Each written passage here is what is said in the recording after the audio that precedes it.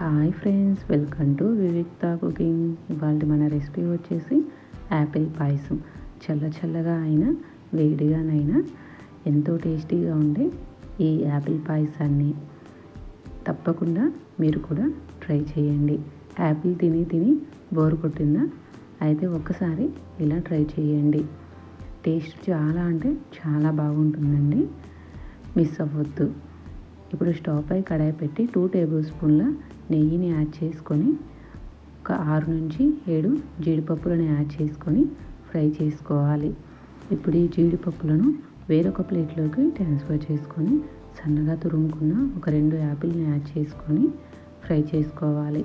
మంటను మీడియం ఫ్లేమ్లో మాత్రమే ఉంచుకొని యాపిల్ పచ్చివాసన పోయేంత వరకు ఫ్రై చేసుకోవాలి. యాపిల్ ఏమాత్రం మాడినా టేస్ట్ మొత్తం మారిపోతుందండి. ఖచ్చితంగా మీడియం ఫ్లేమ్లో మాత్రమే ఉంచుకొని ఫ్రై చేసుకోవాలి. ఈ విధంగా ఫ్రై చేసుకొని పక్కన ఉంచుకోవాలి. ఇప్పుడు అదే కడాయిలోకి 1/2 లీటర్ దాకా పాలను యాడ్ చేసుకొని ఒక పొంగు వచ్చేంత వరకు మరిగించుకోవాలి.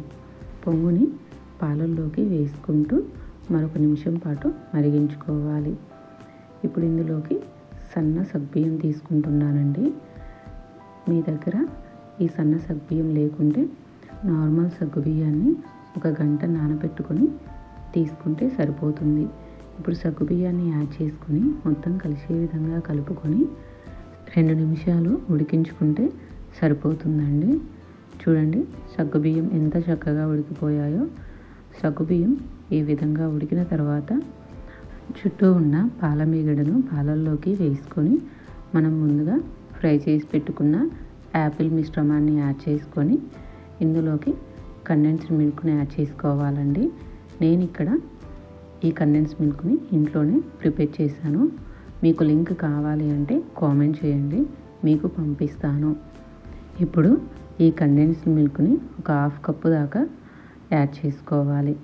మొత్తం కలిసే విధంగా కలుపుకొని మరొక 2 నిమిషాల పాటు ఉడికించుకోవాలి. ఈ విధంగా ఉడికిన తర్వాత ముందుగా ఫ్రై చేసి పెట్టుకున్న జీడిపప్పులను కూడా యాడ్ చేసుకొని మరొకసారి మొత్తం కలిసే విధంగా కలుపుకొని కన్సిస్టెన్సీ అనేది ఈ విధంగా ఉన్నప్పుడు స్టవ్ ఆపుకొని తీసుకోవాలి.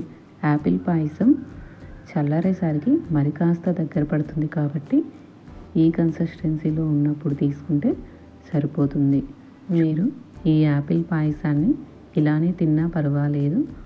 అర్ధగంట ఫ్రిడ్జ్లో పెట్టుకొని చల్లగా సర్వ్ చేసుకొని తిన్నా పర్వాలేదండి. టేస్ట్ చాలా అంటే చాలా బాగుంటుంది. తప్పకుండా మీరు కూడా ట్రై చేసి ఎలా కుదిరిందో కామెంట్ సెక్షన్లో కామెంట్ చేయండి. ఈ వీడియో కనుక మీకు నచ్చినట్లయితే ప్లీజ్ లైక్ చేసి ఫ్రెండ్స్ అండ్ ఫ్యామిలీకి షేర్ చేయండి. ఇలాంటి మరిన్ని వీడియోస్ కోసం మన ఛానల్ని సబ్స్క్రైబ్ చేసుకోండి.